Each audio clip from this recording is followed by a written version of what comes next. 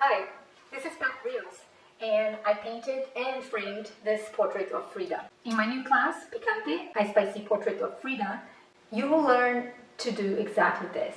I've been painting portraits of Frida Kahlo for a while now, and they are by far my most popular paintings. And I think the reasons that make this portrait so popular is, well, first of all, Frida herself, and whether you like her or not, it's just not possible to look away.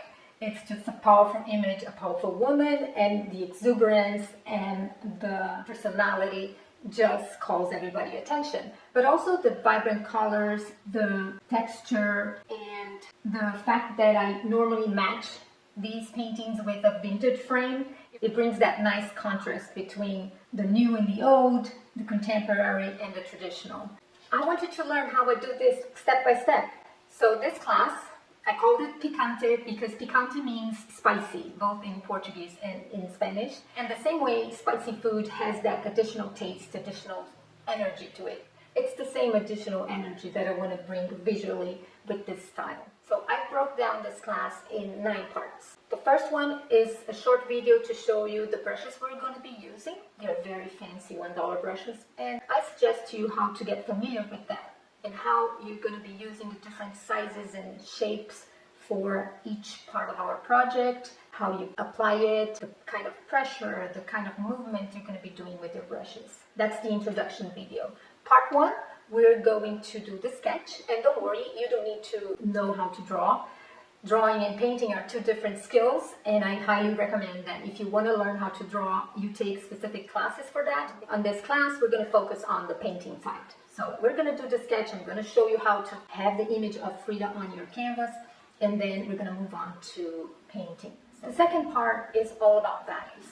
If you've ever done any painting classes, you probably know how values are important, even more important than colors. That's why we're going to paint the whole portrait in one color, because that's what's going to be our foundation. Once you have all the values down, it's much easier to add colors. And it doesn't matter if you are working on a realistic style or an expressive style like I do, and it doesn't really matter what colors you choose to apply on your final project. In part 3, we're going to continue the underpainting and finalize it. Then we go to part 4. Part 4 is crucial because that's the moment of truth, is when you take a picture of your underpainting and you compare it to a black and white version of your reference photo.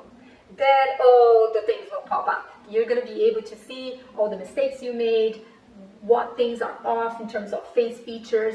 And if you're looking for likeness when you're doing a portrait, and in this case I was, the best way to do it is by comparing the values. I'll show you how I do that. I use Procreate, and I teach you how to do that on Procreate.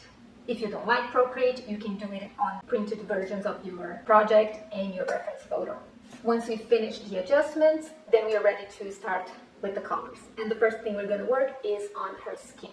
I don't try to mix the perfect skin color, and I keep the reference photo the whole time in black and white, so I don't get distracted by colors. I grab my Picante colors and I paint her skin, and you will do it with me. It's fun. On part 5, we're going to work on the flowers on her head. And then you'll see the difference because you're not worried about likeness.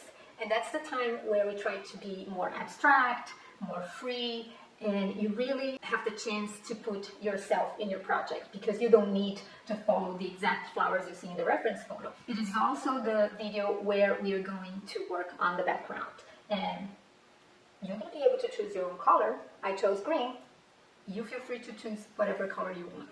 Part 6 is playtime. We're going to work on her dress and her jewelry, and here you also can create whatever you want. I play with stencils, I modify her jewelry, and I continue to work with a black and white reference, so I add on the colors I want. But at the same time, I will teach you how I make decisions.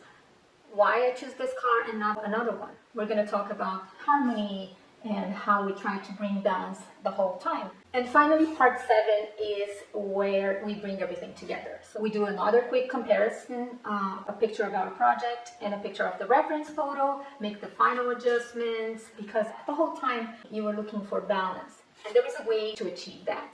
And I'll show you how I make my decisions, because I'm thinking in terms of temperature, if it's a cool color, a warm color. I'm thinking in terms of abstract versus representational. So on her face features, we're going to try to be accurate, and on the rest of the composition, you can and should be more abstract. And what about brush strokes? There is the main technique that I'm going to teach you, but you also want to have different kinds of marks in your project. And how much or how little you're going to do, you will define. That's the beauty of it. I have my style, you have your own voice, and our projects are going to end up different, but you're going to love yours. And you can bring all the things that you learned in this project to any kind of subject.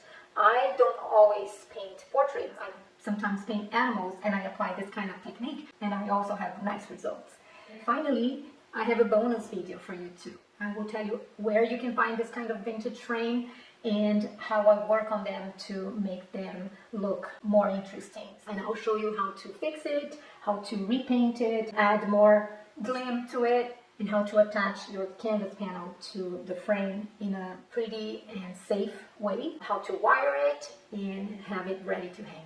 I'm very proud of this lesson, and I know you're going to learn a lot, so I hope to see you in class.